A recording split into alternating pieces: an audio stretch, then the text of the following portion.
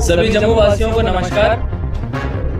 जैसा कि आप सभी को पता है 14 अप्रैल को बैसाखी आने वाली है और हर साल जम्मू शहर में बैसाखी को बहुत ही धूमधाम से मनाया जाता है। इस बार हम लोग बैसाखी के इस पावन त्योहार पे तवी महोत्सव को लेके आ रहे हैं डिपार्टमेंट ऑफ टूरिज्म के साथ और department of information and PR के साथ। तवी महोत्सव 14, 15 और 16 अप्रैल को ऑर्गेनाइज किया जाएगा जम्मू नगर निगम के द्वारा।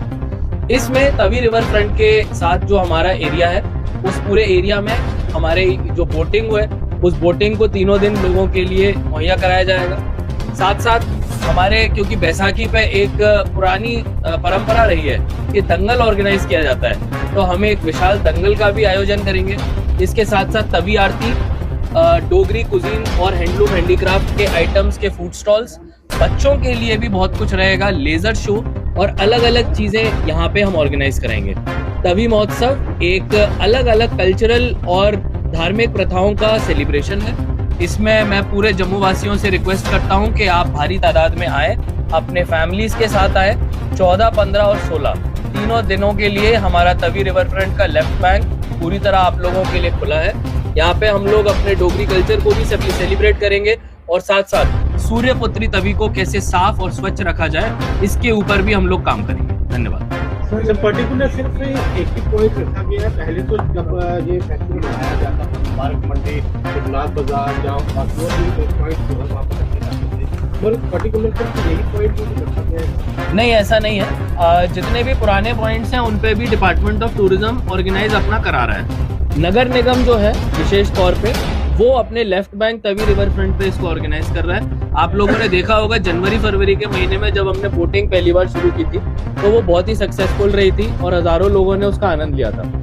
इस बार हम लोगों ने उस बोटिंग को थोड़ा और प्रोफेशनली 3 दिन के लिए ऑर्गेनाइज किया है, जिससे कि हमारे को भी फीजिबिलिटी का पता लगेगा। और आने वाले दिनों में एक सरकारी संस्थान है NIWS Goa, national institute of water studies, वो यहाँ पे रिपोर्ट हमारे को सबमिट करेगा, जिससे कि हम लोग एक परमानेंट बोटिंग की फैसिलिटी यहाँ पे लोगों को मुहैया करा पाएंगे। इस बार हम लोग बोटिंग को बहुत ही नॉमिनल फीस पे रखेंगे, बच्चों के लिए 50 रुपए और बड़ों के लिए 100 रुपए पे।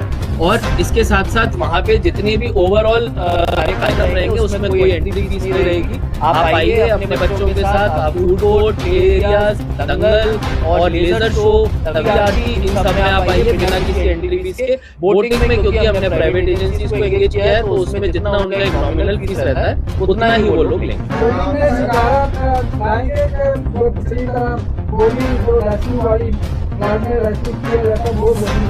जी, इसमें हमारे जो बोटिंग के लिए मोटर बोट्स हैं उनको लाया जा रहा है, जिसमें व्हाइट मोटर बोट्स लाई जा रही हैं और राफ्ट्स को लाया जा रहा है। राफ्ट्स और मोटर बोट दोनों का एक कॉम्बिनेशन रहेगा।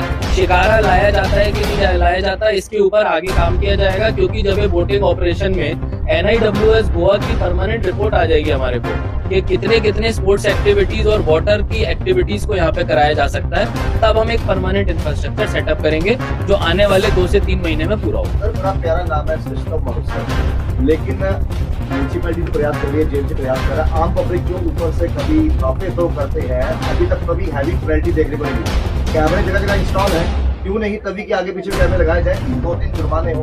आपने वॉल ऑफ शेम तो लगा दिया, लेकिन उसका कितना इम्पैक्ट पड़ पाया, क्या लोगों तक पोस्टर भी फाड़ के चले गए? तो जिन्होंने ये हरकत की उन पर अभी तक कार्रवाई क्यों नहीं करी कि कोई और ऐसा न कर पाए? अगर आप लोग देखेंगे हमारे साल के टोटल कितने चालान जनरेट हुए, तो इस बार हमने कई गुना ज्यादा चालान लोगों के ऊपर लगाए। और ये वही लोग हैं जो कि खुले में कूड़ा फेंकते जाते थे या अपने जितने भी वेस्ट मैनेजमेंट के रूल्स हैं उनका पालन नहीं करते थे। कई तो कमर्शियल एस्टेब्लिशमेंट्स को बंद भी इसी बात पे किया गया कि वो अपने खाने की सारी सामग्री को जो बची होती थी नाली में डालते थे।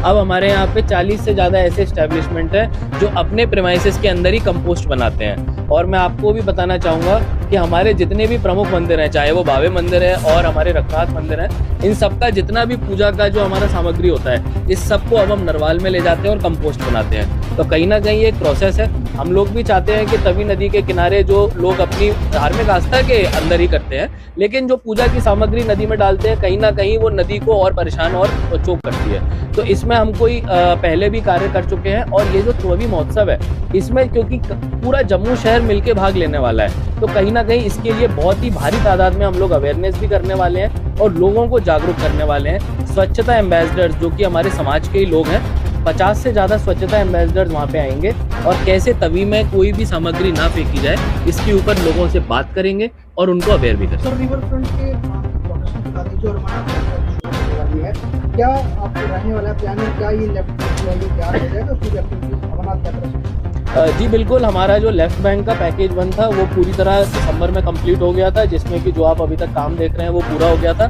अब हमारा जो मेन काम है इस पूरे एरिया को ग्रीन करने का है, क्योंकि कोई भी रिवर फ्रंट बिना पेड़ पौधों के अच्छा नहीं लगता है और उसमें टूरिस्ट भी नहीं आता है। तो अभी हम लोगों ने 150 मीटर की पैच पे नीलगिरी ग्रास लगा रहे हैं और इसके साथ अब इसको पूरे 1 किलोमीटर पे लगा देंगे और ये 10 मीटर चौड़ी ग्रास रहेगी। उसके साथ पाम ट्रीज भी लगाए जाएंगे जिसका वृक्षारोपण का कार्यक्रम इस महोत्सव के दौरान भी किया जाएगा। तो पाम ट्रीज और अच्छी घास लगने से पूरे एरिया की ब्यूटी भी बढ़ेगी और यहाँ पे जो टूरिस्ट है, जो बाहर से लोग आएंगे, उनको भी एक देखने लायक जगह मिलेगी।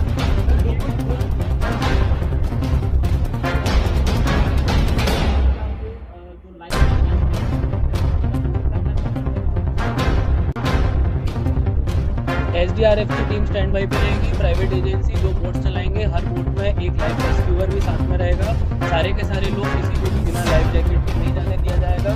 जितना बॉन्डेज का लेवल है वो 2 से 3 मीटर ही है, तो हमारी जो भी टीम है रेस्क्यू के लिए रहेंगी इस एरिया के लिए सफिशिएंट कम होगा। सर मैक्सिमम जो बैराज बंद करके पानी इकट्ठा किया जाएगा, अभी भी नाले जो स्ट्रिक्ट किए जाएंगे, उसका अभी तक क्या किया? उसके लिए हमने जो काम किया है, हमारे जितने भी तवी रिवर फ्रंट के नाले थे वो सारे चौक हो गए थे कूड़े की वजह से, उन सारे नालों को खोला जा चुका है और आने वाले दिनों में जब ये बराज बंद होगा, उस बंद होने से पहले सारे नाले पाइप के थ्रू डाइवर्ट होके भगवती नगर STP चले जाएंगे।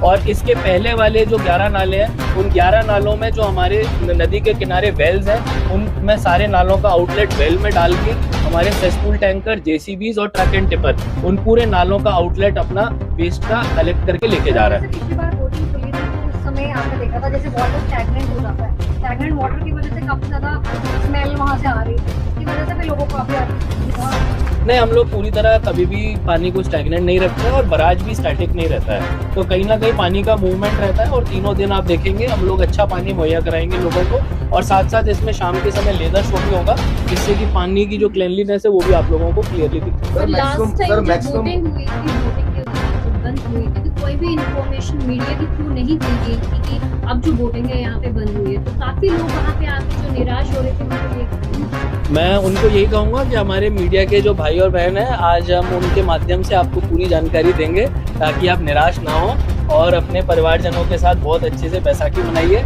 ये जम्मू शहर का बहुत ही एक खास त्यौहार है और फैमिलीज़ के साथ अपना आइए और अच्छे से हमारे साथ तवी आरती में भी भाग लीजिए, दंगल भी देखिए, बच्चों के साथ सेलिब्रेट करिए और बोटिंग का बयान। सर मीडिया के लिए कहते हैं कि मैक्सिमम मीडिया यहाँ पर है और आपके भाई बहन वहाँ भी कवर करेंगे, तो ऐसा तो नहीं होती बार रिस्ट्रिक्शन लग जाएगी, मैं 15-20 से पहुँचेंगे तो बाकी वाले कवर नहीं, हम लोग सारे मीडिया के भाइयों बहनों को दावत देते हैं कि आप लोग आइए, आपका स्वागत रहेगा बोटिंग में भी और बाकी सभी जगहों पे भी आपको आगे रखा जाएगा और आपको पूरा एक्सपोजर दिया जाएगा।